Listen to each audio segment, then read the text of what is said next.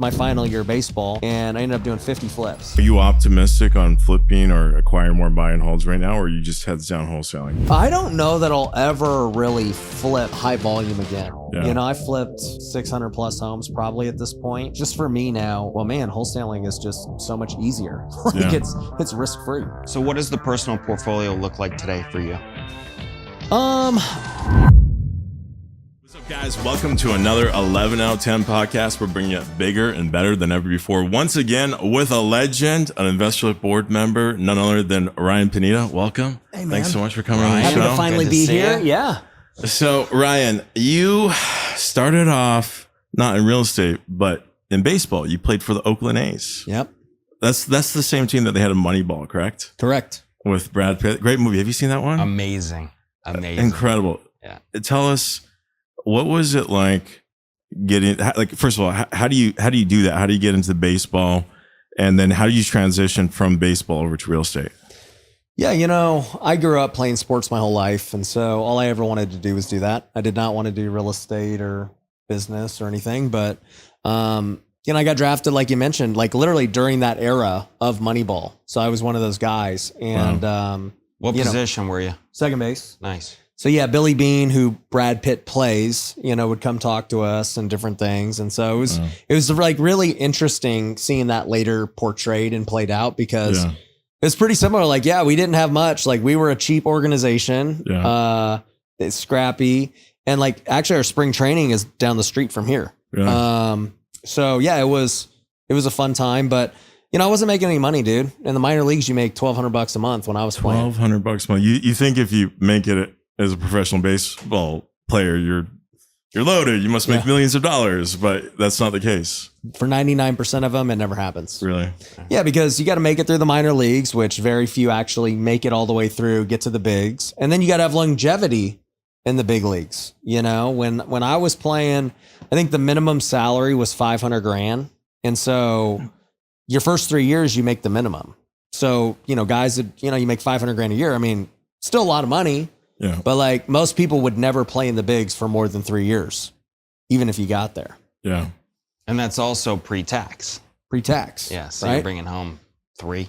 Yeah. And so I just knew I was going to have to do stuff in the off season to make money. And so I got my real estate license in 2010 when I got drafted. It was really tough time to be a realtor. Great time to be an investor, but it was really hard to be a realtor. I didn't know any better, but I was like, man, being a realtor sucks. Like you don't make much money. The commissions are low. Prices were super low back then. And I quit after a couple of years, man. Hold on. You have a strategic advantage, you know, just respect. Great looking dude, Really right? good. You know, Always great in looking dude. perfect People attract shape. to that. You should leverage that model look, the hair. I mean, people were like, if I look like Ryan, I'd have my sign everywhere, you know, open houses, let the traffic coming in. Yeah. You know, that's what I would do. What market were you in? Were you in Vegas? So, and where were you born? Vegas. Oh, so you're born and raised Vegas. You're still there. I love Vegas. Got it. Yeah. Okay. Born and raised. And, you know, I played baseball for 8 years, like all over the world. So, I mean, I lived here in spring training. I lived in Cali, Texas, Canada, the East Coast. So like I've lived everywhere and like, I just love Vegas. After living everywhere and seeing it and experiencing it, I love it. What is about Vegas that you really love? I mean, obviously it's home. But just even from like, just practicality standpoint, you know, the cost of living's good. Yeah. Flights and everything are Flights are easy. Everyone's always here. So from a business perspective, people are always coming in town for podcast and content and events. You know, we throw all our events here. In Vegas, no one minds coming. Yeah. Yeah, it's easy. It's so easy. You know, all my family's there. There's no income tax. You know, it's growing. It's becoming bigger and you know, all that. So I really, and the weather's good for me. It's the same thing as out here. Yeah. Yeah. Yeah. So let's talk about this. So the baseball thing, you're there, you're getting to the league minimum, you're recognizing, okay, there's not going to be your future. You immediately pivot or you're adapting simultaneously. You get your license and it's not, of course, 2010, difficult time for everybody except for investors if you're buying. So talk about the evolution of how you really penetrated the business and how it's evolved. Yeah. So I quit and I also got released by the Oakland A's after 3 years. So I was also engaged. So like all these things were happening literally at the same time. I had failed as a realtor. I failed as a baseball player. I'm about to get married. I don't really know what to do with my life. I don't have any money. So, you know, I'm just like kind of putting it all in God's hands. And so, you know, I end up getting married, and that then leads me down this crazy path of getting into flipping couches because, you know, I had furnished our apartment. Our apartment didn't look like this. Our apartment was $800 a month, not this. And I had to furnish it with Craigslist stuff. And I just kind of looked at the couch and I was like, man, I bought that for like $100. I bet you I could flip it and make some money. And then I tested the theory, and that led to my first successful business, where I was making like $8,000 a month flipping couches. Just flipping couches. That's Yeah. cool. That's what the people want to hear, right? Exactly. It's a microcosm of real estate. It is. And I ended up doing over 1,000 couches. And that's where I learned my sales skills to lowball people, to negotiate, to fix and flip something. And around 2015, I started flipping houses instead, because I'm like, well, dude, I mean, if I could, because one thing that always held me up with flipping was I just thought I needed all this cash. I didn't know about hard money. They never taught you that in realtor school. And so once I learned about hard money, it just clicked. I was like, that's literally the missing piece. I always knew how to get deals. So, once I found out about hard money, it was a wrap, dude. I just started flipping like crazy. Wow. Yeah. And how did you learn the construction piece? You can't just say, okay, I see this asset. Where did the construction side come in? Just doing it. You did it yourself. No, I didn't do the work myself. I just went out and hired people and like made every mistake. Got it. You know, paid guys that left, overpaid for jobs, put the wrong material. Like literally it was just all trial and error. Yeah. But, you know, like my first year I did 5. Well, I was still playing baseball at the time. Then I did 20. I was still playing baseball. The next year was my final year of baseball, and I ended up doing 50 flips. Wow. And, you know, that's also kind of where I learned to delegate too, because it was like, I'm either going to quit baseball to focus on this business, or I'll find a way to do both. Yeah. And so I chose both. Yeah. The pricing had to be still very affordable in Vegas, I'm assuming, if you're keeping it local there. Oh, yeah. Average price of a home was probably, what, $100,000 at the time that you were focusing on? In 2010, when I got started, I think the average price was around 100,000. Yeah. And then maybe by 2015, it was like 150 or 160, something like that. Imagine if you would have kept those. Ooh. People say that. And that's like, so even when I started flipping in 2015, people would be like, dude, you should keep them. You should keep them. And I'm like, guys, I'm broke. I can't keep them. What do you mean? Like, I need to create an income. Right. So for me, like, I had no choice but to flip to create income. But around 2017 was when I started to finally keep things because, well, for one, I needed 2 years tax returns. So I had flipped for 2 years. So I finally had taxes. And then, because the couch flipping business wasn't a very tax business. And then, I just started keeping around then. And it's like, you know, today, you know, we do syndications and other things. So it's like, I don't regret ever not keeping them because I had to make money.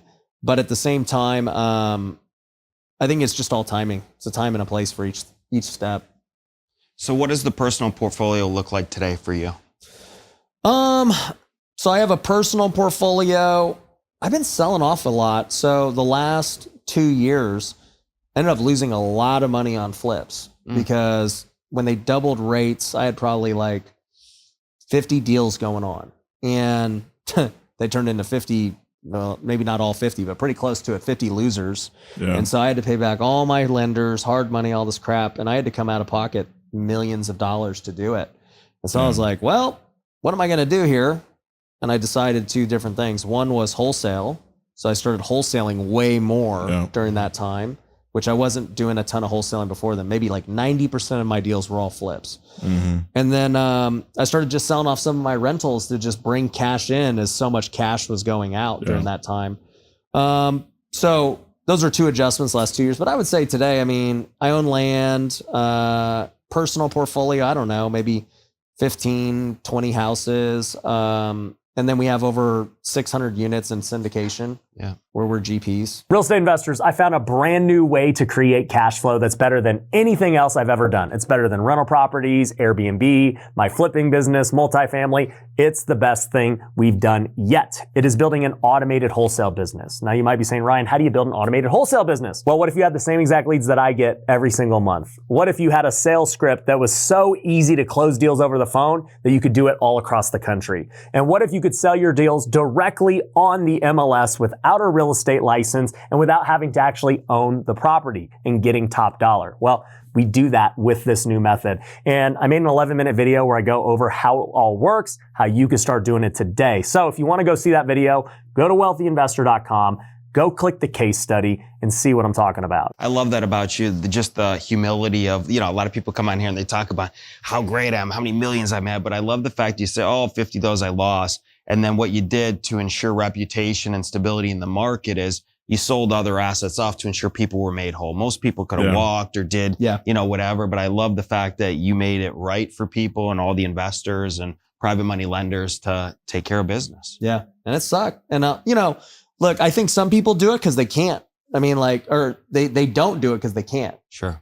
I was fortunate enough to be liquid to a degree, to also have enough assets throughout those years to be able to sell off. And, that's where I also learned too, even with the rental portfolio, and you would know better than me because I was talking to Robert just about yours. It's I realized the biggest asset with rentals during all of this was not the cash flow, but it was just man, dude, these are piggy banks that are just stacking as time goes on. They're getting appreciation, pay down, obviously the tax benefits. And it's the cash flow is the least significant part of what's happening. Long term, yeah. Yeah, long term. For sure. And now, after going through that was a rough couple of years for a lot of flippers. Yep. Are you optimistic on flipping or acquiring more buy and holds right now, or are you just heads down wholesaling? I don't know that I'll ever really flip high volume again. Yeah. I flipped 600 plus homes probably at this point. Just for me now, as I've gotten better at sales and marketing across all my businesses, it's well, man, wholesaling is just so much easier. It's risk-free, essentially. Yeah. I think one of the things that you're the best in the world at is social media, right? And marketing. You just blew up. And was it 2019? I think you started posting, right? 2020 during COVID, I started. Yep. During COVID. So your timing was perfect. Yeah. I remember when we first met, you asked me, you said, Robert, what the hell are you doing? What do you mean? He's like, you run this big company, you're doing millions of dollars a year in sales. You have a private Instagram with 300 followers. You told me that last night. He credits you for getting him exposure on social media. And I'm I'm just cool. the tech guy. Right. I'm not out there in the streets flipping houses. I'm building tech so you guys can go do it. And you're like, no, just start documenting. And, that was a couple of years ago. That first year we started, I did it for 90 days. Yeah. 90 days. And then I tracked all of the leads that we got from DMs, and we made over 300,000 in that first 90 days. And I was like, okay, you know what? This actually works. This is worth it. This is actually, I should have a media team. Yeah. And then it's just, last month we had 3.6 million people watched our content. Yep. So it's 1 in 100. Now people are like, hey, you're the real estate guy. I was in Virginia. I checked into my hotel, walking across the street, and the guy's like, hey, you're the real estate guy. I'm like, people actually know who I am now. Cool. I wonder what that's like for Ryan. Do you get stopped a lot, especially in Vegas? People are like, hey, that's Ryan Pineda. I think, it happens a lot, but it's more so people, you could tell people know and they don't say anything. They just look at you funny. Mm-hmm. So, even today I was in TSA walking through the airport. He's like, why do you look familiar? That happens a lot too, where they're they know you, but they don't even they may not even know your name. They may not even know what you, but they're like, dude, I recognize you. I see your videos all the time. Your advertising works, pops up on my Instagram or Facebook. It's hey, you want to sell your house, buy it, no questions, as is. There you are. And see, that's a whole nother thing too now where, when you look at advertising as a whole, right? There's organic content, which I was telling you about, years ago to do, and that'll pay off. Then we've always done advertising for all my businesses where it would be, me selling coaching or me selling whatever product or service, for that.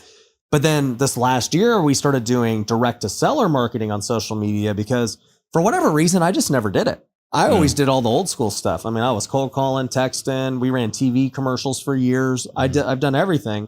I was like, wait a minute. How have I spent millions on social media ads, making content, getting a billion views, and I don't even do this in my core business? And I mean, honestly, I had never really thought about it because nobody I'd heard has really had success with Facebook ads or anything. But then I thought about it even bigger and I was like, but also too, nobody really has success with Facebook ads, period, in any business really that I know, because most people fail. They say, oh, it doesn't work. And it's like, well, yeah, dude, your ad sucks, your copy sucks, your funnel sucks, your VSL sucks. They all suck. That's why it doesn't work. Yeah. Right? Like I know because I've just done all those things. So then, we started going direct to seller, and that's what you just referred to as like, hey, I'll buy your house cash. And it's like, dude, now we're in almost every state running ads to buy houses. And the crazy thing is many of those aren't even for my business. They're for our customers. So they get to use my brand. I love that. That's what you're talking about, full vertical integration for your clients. That's huge. That's a huge selling point. Yeah. And it's actually become the main selling point for all of our stuff now because people are like, wait a minute, your team will run our ads with your brand that took, years and years and millions to build. And all I got to do is just pay a retainer. Yeah. And I'm like, yeah, that's it. Yeah. That's a no-brainer. Yeah.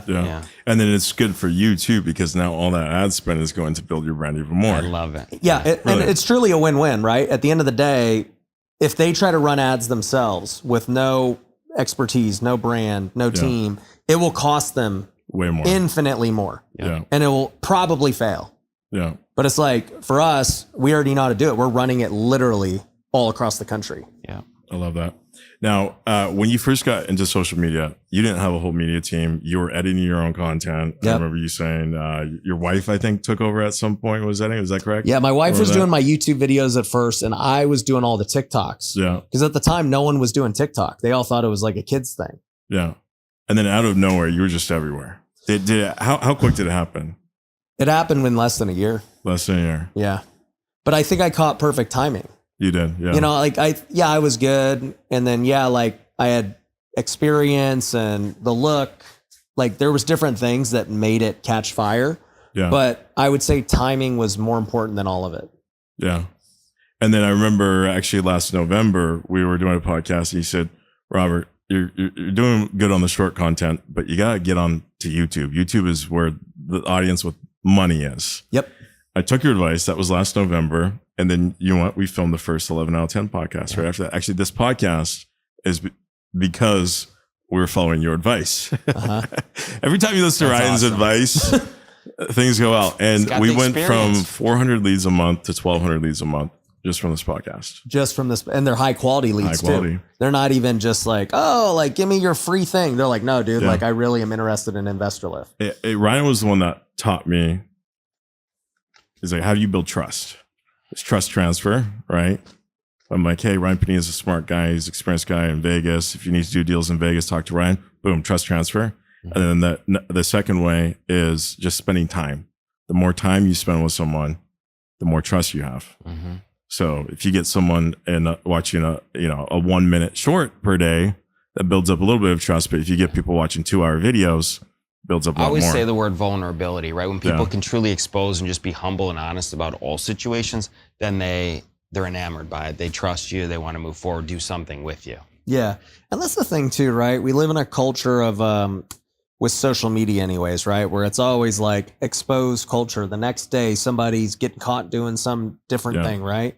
And it's like, I tell people, I mean, dude, unless you have a perfect track record, you've never made a mistake in business. If you get big enough, they're going to point out every little thing you do, right? Who cares? Like literally the next day, people forgot about it and it's on to the next thing. Yeah. And I even see it happen with just like guys who have had great, reputations forever. Like Mr. Beast is like going through all this crap now. And I'm just like, what did that guy do to anyone? All he does is sell candy bars and make crazy videos. And then, it's like, oh, he treats his employees like crap. All these people are coming for. It's like, well, yeah, dude, when you have hundreds of employees, not everyone's going to be happy. Welcome to running a business. Right. Yeah. So I think that, now social media has made it, whereas maybe 20 years ago, nobody knew what it was like behind the scenes of businesses, but now everybody can just say whatever they want. So you're just going to hear it from every business going forward. And so I think that a lot of that stuff is now just going to die out as time goes on. Yeah. Yeah. Love that. So you blew up on social media and then you started monetizing that pretty quick, right? What was your thought process on that? I know you started doing the WealthCon conferences. Yeah. Where you just wake up one day and you're just like, hey, I got this huge brand. Let me throw a conference. Let me do coaching. Like, what was that whole evolution? That's a good question. There's a lot of trial and error during that time because, throughout it, you get hit with so many opportunities, right? Yeah. So, for instance, coaching and stuff, right? When you make content about a certain subject, people are like, well, dude, I want to learn more about that. I want to be coached by it. So it's like that one was like a natural, easy thing to do, right?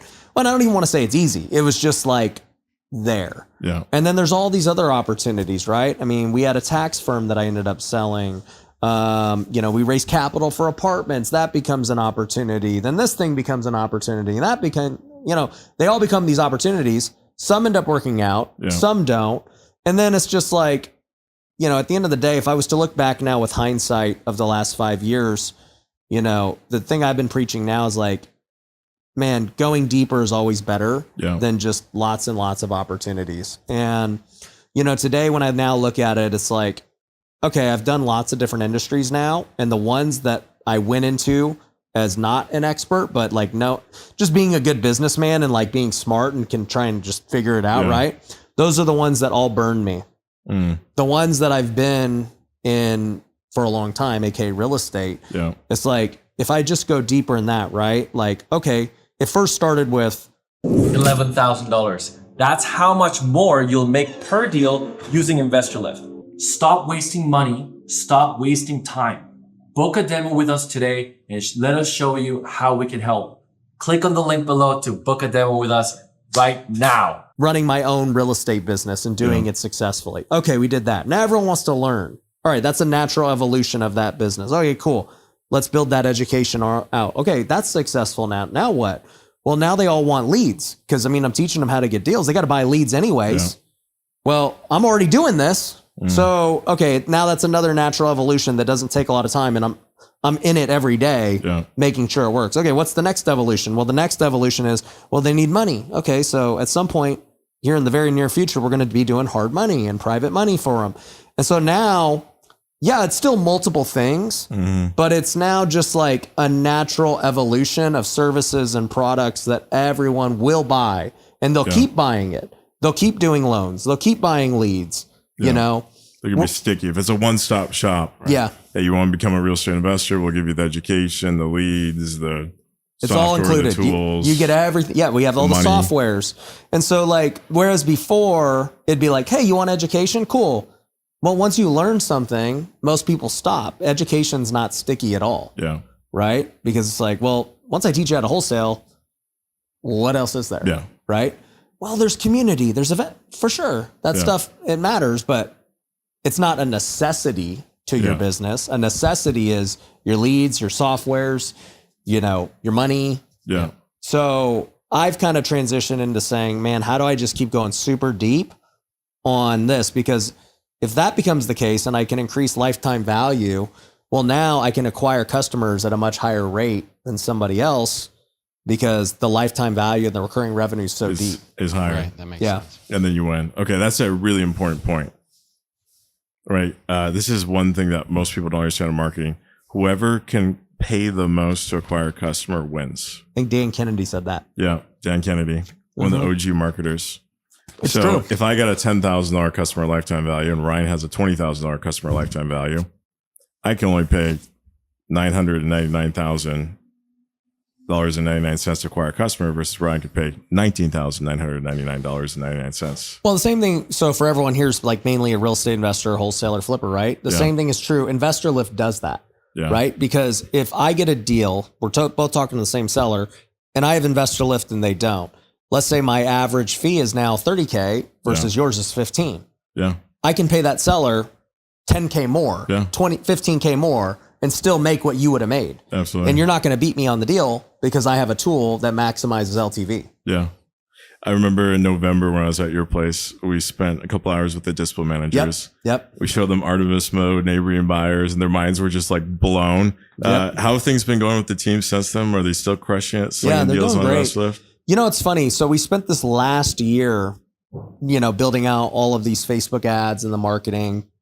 And we went through different ups and downs of, going nationwide, being in Vegas and all this stuff. So it was like definitely for the first 6 months of the year, very much like tons of different testing, because I basically said, man, like, I don't think many of these old school ways are going to last much longer in terms of marketing. Like cold calling, all this crap's getting more and more regulated. Yeah. I've been sued for cold calling. There's more lawsuits, all this stuff.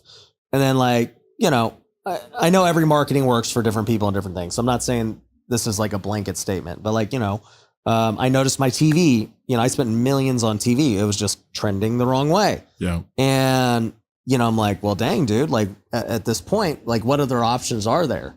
And so, we start going into Facebook, and then that has its own nuances, right? And dialing in lead quality and qualification and all this stuff. And then, you start generating all these leads at scale, and you're like, oh, dang, like, well, if we're wholesaling, we're doing, we have InvestorLift, we can wholesale everywhere, right? Yeah. But then you realize, oh, crap, these rural areas are really tough. And then this is tough. And so there was like this whole 6-month learning curve. But since then, things have been way better.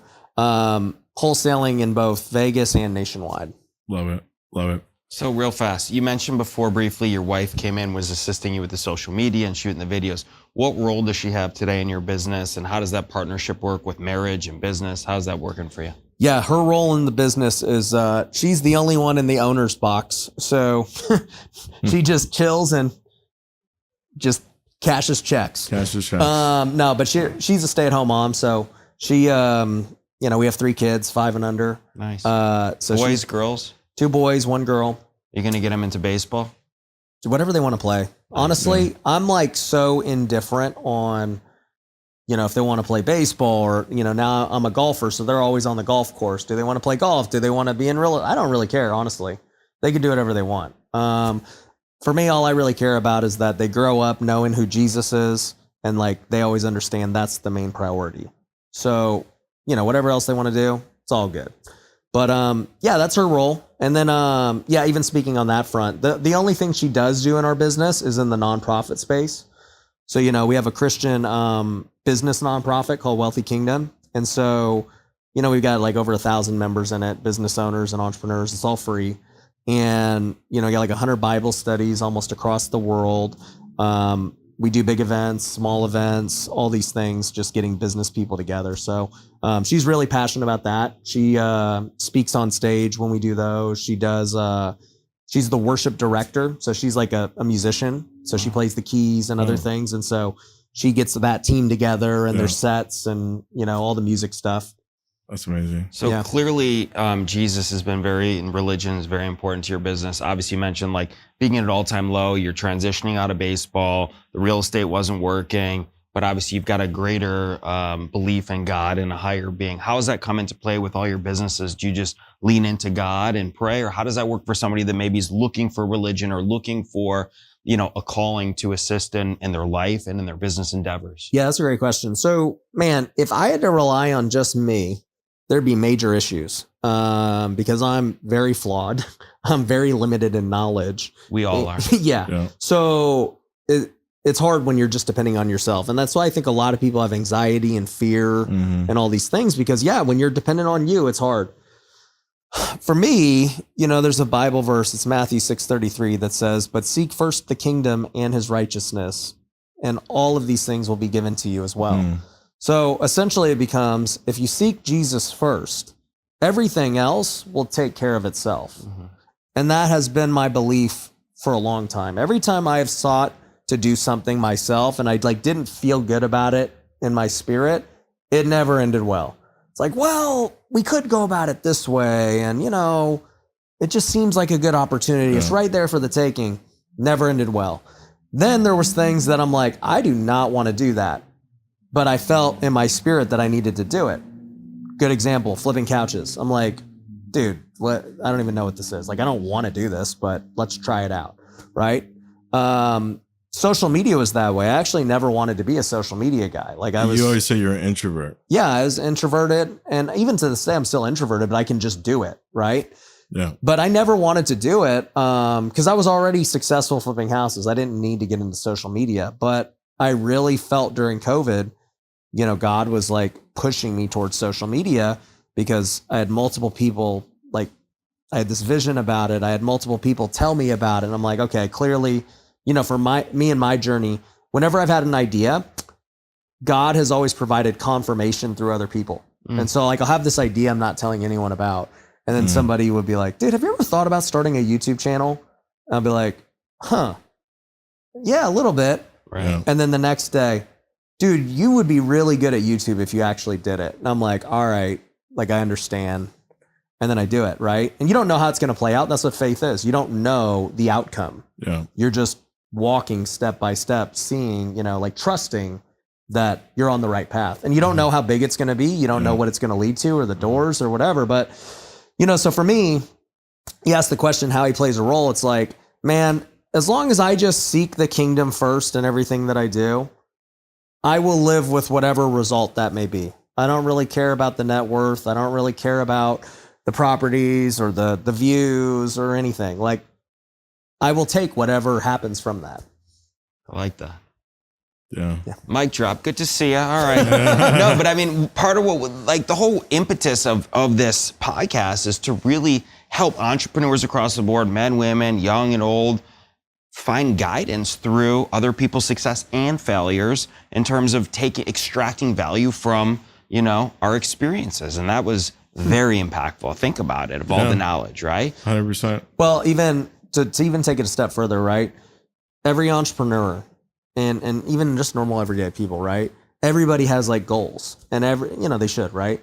And everybody's like, I want a certain amount of passive income, a certain amount of properties. I want my business to be a certain size, right? And so we really think about maybe the next year's goals or the next 5 years goals or, retirement and what that could look like, the dream home and all these things. So a lot of people spend time thinking about those things and it's very common. What very few people think about is eternity and what happens after all this is over. Because one thing we know for sure is you're dead way longer than you're alive. Yeah. And so if you believe that anything is possibly going to happen when you're dead, that should actually be the most important question you're asking yourself today. Yeah. Like, it's not, where's my business a year from now? It's not, where's my thing 5 years from now? What am I doing during retirement? It should literally be, what's happening during my permanent retirement? And most people never stop to think about, like, well, what do I actually believe? Like, is it this Christianity thing? Is it the Muslim thing? Is it the Buddha? Because all of them say it can't be the other thing. Yeah. And if that's the case, one of them might be right. And if we're so concerned figuring out how we're going to wholesale the next deal, and we're not even thinking about what eternity looks like, that's actually a very illogical thing to do as somebody who thinks about the future and business and finance. And it's like, that makes no sense. And so I would challenge the entrepreneurs to really say, well, man, maybe I should probably start thinking about the end, like the true end in mind, not the end of like whatever my business gets to and how I can exit. Yeah. Short-term versus long-term thinking. Well, short-term versus long-term versus eternal. Like to the extreme. Yeah. To the extreme. And I think there's a lesson there too, just that you could apply to anything. Whereas, you see so many entrepreneurs that just get stuck in stuff that doesn't matter. I've been on so many calls with thousands of wholesalers and they're obsessing with like, which CRM or like, oh, should we have this field? I'm like, whoa. Let's take a step back and let's look at the macro picture. So many people get stuck in the trees and they don't see the forest. For sure. 100%. What you have so many things going on in your life today. For example, you have 4 or 5 podcasts. You're flying. You got multiple businesses.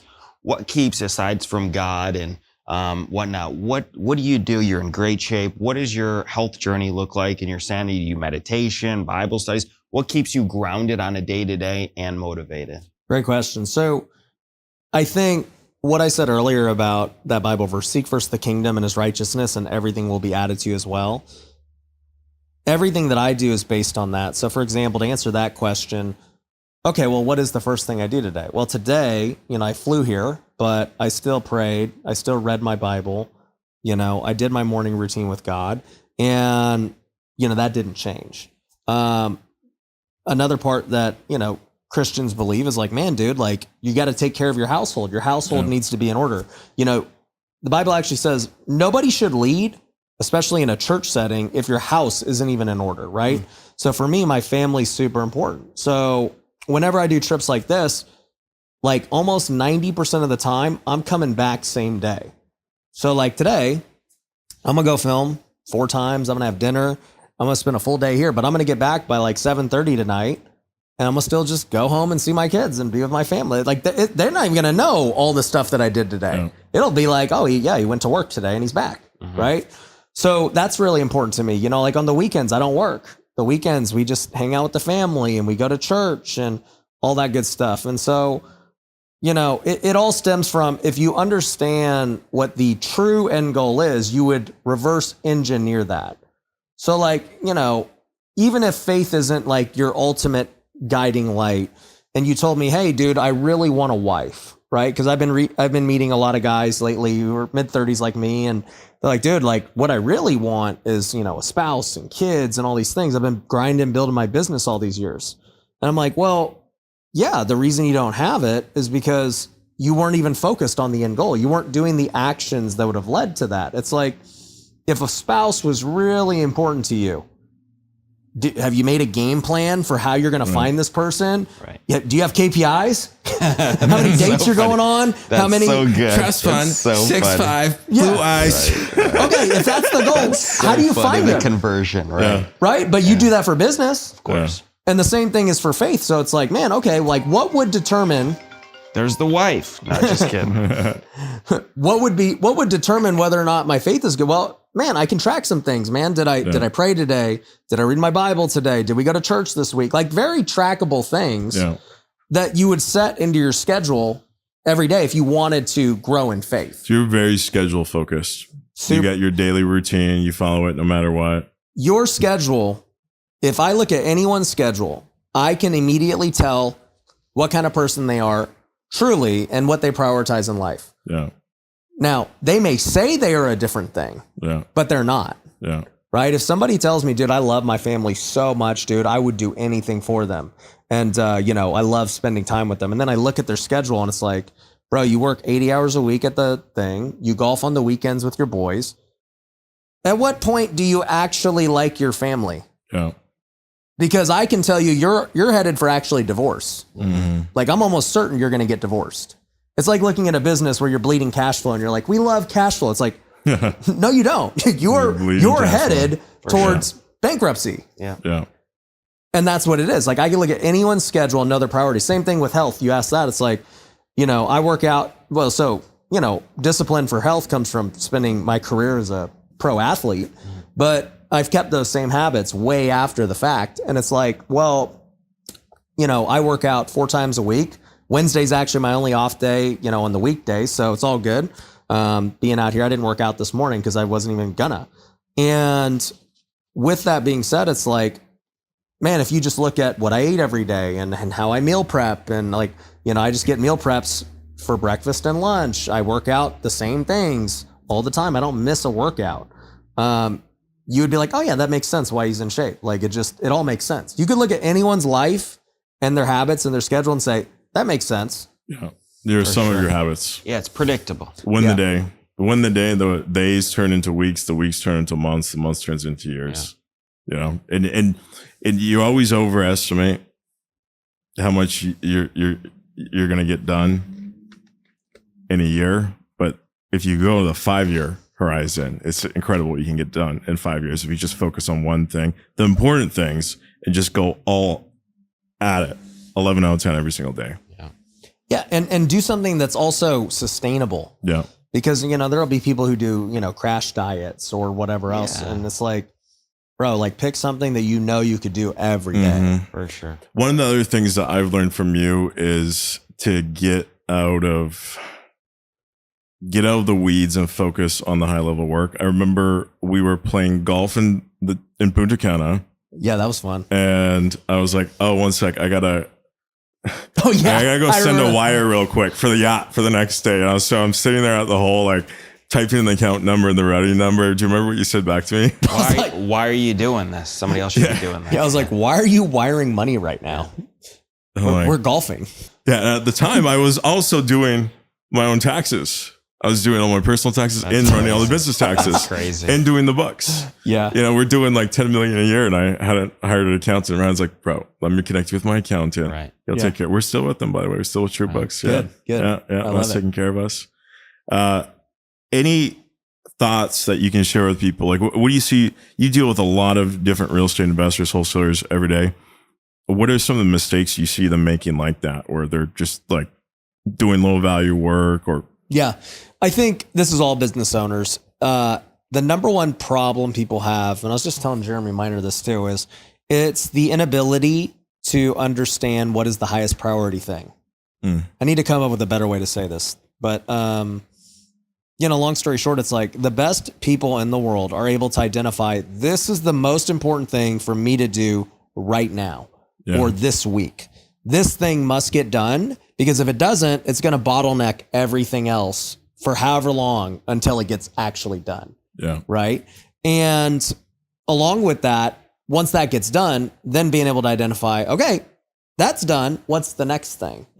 Right. And so they're really in business and life, doing things in the proper sequence matters the most. So for example, I said, Robert, you need to do content, right?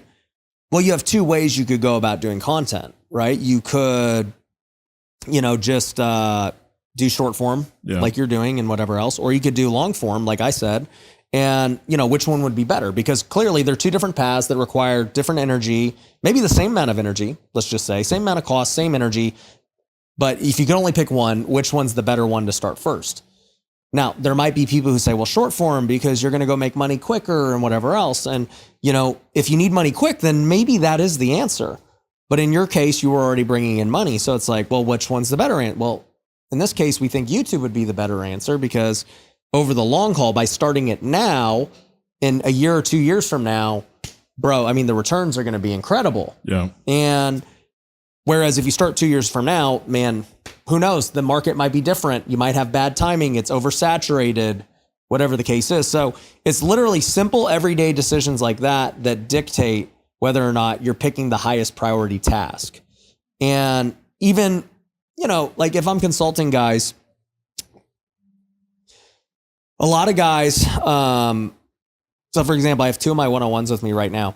So a lot of guys have, we all do. We all have like 10 million problems. Yeah. We're like, crap, dude, I got 10 million problems in the business. Should I do this thing first or that? Being able to choose which one is the most important to do is literally what makes or breaks businesses. Yeah. Because there's always 10 million problems. You go from 1 million to 10 million. Well, great. Guess what? You got just whole new problems you never had before. Yeah. And it's like, man, if somebody could just figure out how to get the highest priority task done every single day, they would outpace everyone. Yeah. I think it was Rockefeller. He had some suggestion. He's like, you want to know how to build massive wealth? It was something along the lines of, at the beginning of each year, write down the 10 most important things that you want to accomplish that year. Then cross out 7 of them. Yeah. Whittle it down to 3, and then pick the most important of those 3 and just work on that one. Yep. Until it's done. Then move on to the next one and then to the next one. He would only ever try to do like 3 things per year. That's 100%. And that's like from a macro yearly standpoint, but this happens in the minute details of every day. I got to ask you, with your social media, you have the opportunity to interview a lot of people. You're good friends with Graham Stephan. You've done a lot of content with Alex Hormozy. Who do you think is the person that you've interviewed that you've learned the most from, and what have you learned from them? That's a good question. Well, look at you pulling the good ones out. Dust off the retirement from this guy, WD-40. All right. There we go, baby. Yeah, like you mentioned, I've interviewed almost everyone you can think of. I've interviewed Cardone a couple of times. He's been in the office. Ed Milet, we went to his house, and it's like $30 million house on the beach. Wow. Patrick Bet-David, who we were talking about earlier, got to interview him literally before he announced his sale. He's like, yeah, dude, I just sold it for $250. I was like, dang, that's next level. Yeah. And like all these guys you see on social media, as far as like what I've learned, or, who's like, what separates them, or like, what are, I guess, some of my takeaways, I would say all of them to this point, we said it earlier, have done the same thing for a long period of time. Not one of them are just like flash in a pan, just like, dude, this guy blew up. I don't know. It's like, no, dude, like, Cardone has been doing sales training and coaching for 30 years, well before he blew up on social media. He was buying real estate the whole time with all of his income from coaching. Yeah. And now he has his portfolio. Like it makes sense why he's where he's at. And guess what? The dude is still, however old he is, 60 something today, he still makes content to this day, every day. He doesn't stop. I'm interviewing Dave Ramsey actually in 2 weeks. Really?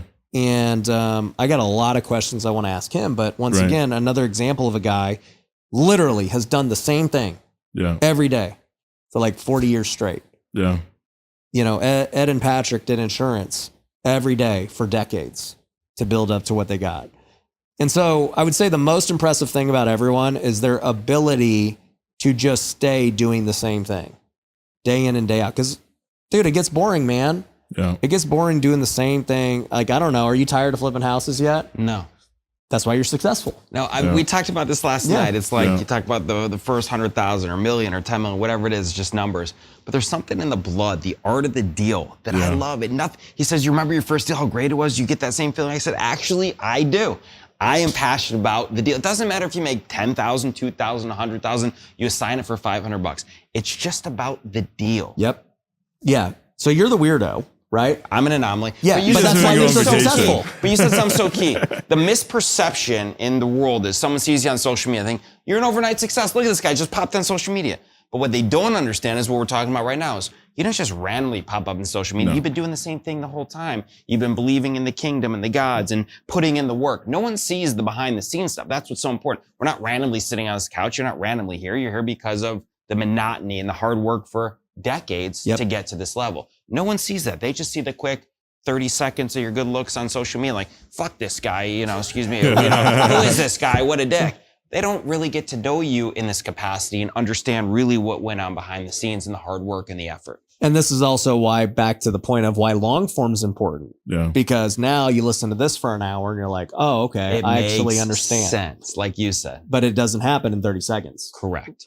But yeah, it just is all, can you do the same thing over and over again for literally decades? Yeah.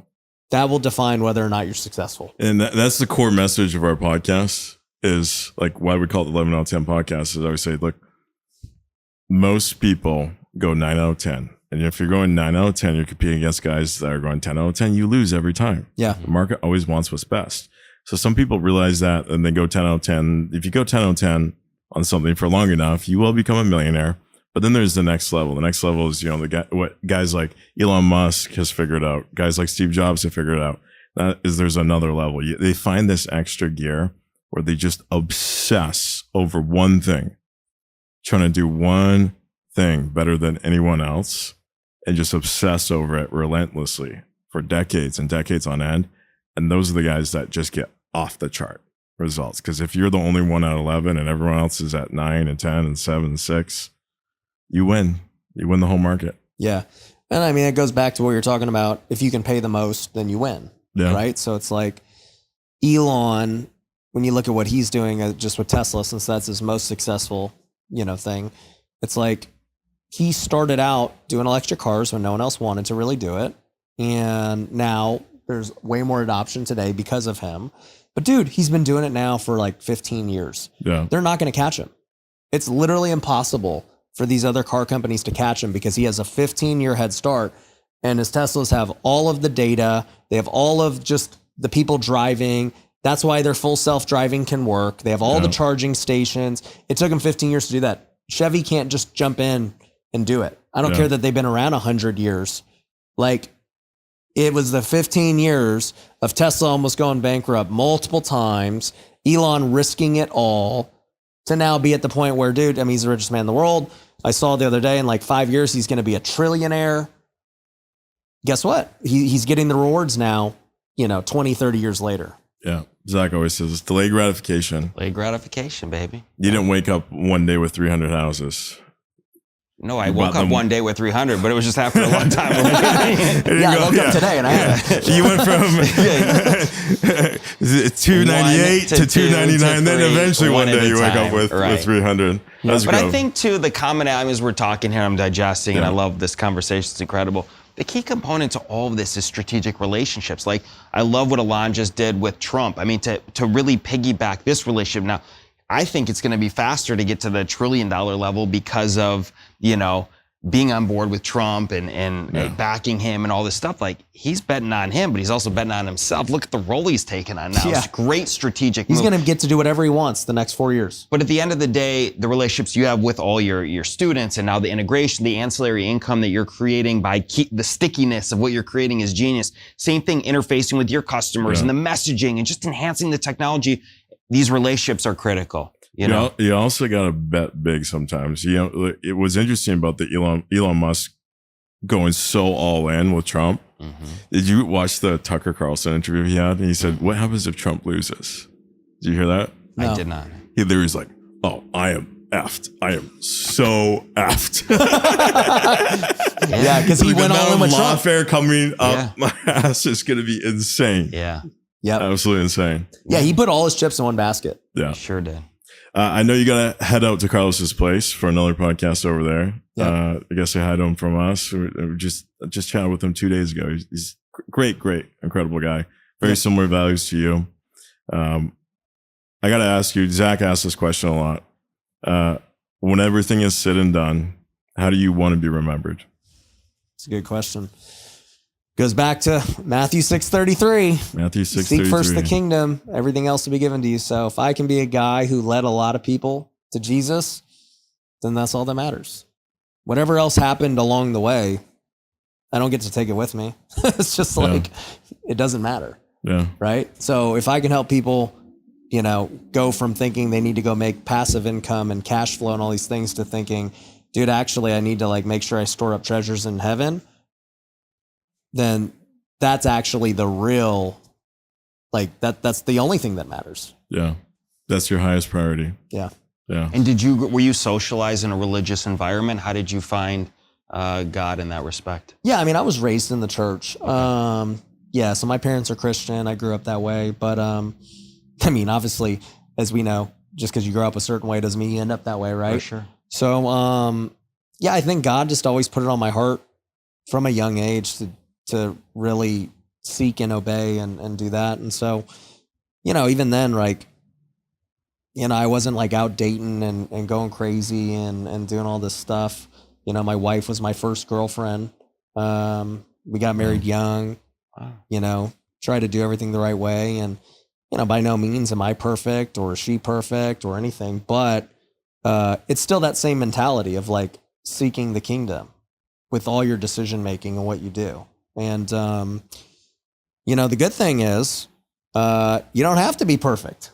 That's why Jesus died for our sins. I got a lot of shame and guilt for things I've done wrong, people I've hurt and everything else. But at the end of the day, it's nice knowing that at the end, it can be forgiven. Love that. Yeah. Love that. This has been great. I like the core great message, set your priorities right and just go after them. Stay focused and just pursue what matters most. And my takeaway from you, which I think is great, all these people put so much pressure on themselves, right? You put it all on yourself. You talk about anxiety and, all these goals and numbers. But if you just try and absorb it all yourself, it's almost impossible. You can't get out of the weeds. But if you believe in that higher power and you kind of offset that, it enables you to move forward with perseverance and confidence and, less mental struggle. 100%. Makes a lot of sense. It's great. love it. Yeah, Okay, Ryan, we got to wonderful. let you get out of here to your next podcast. Well, thanks so much for coming by. and dropping more knowledge bombs. Guys, if you found value in this episode, make sure to drop us some comments, smash the like button, subscribe, and we'll see you next week. Thanks for watching. Peace. Ryan.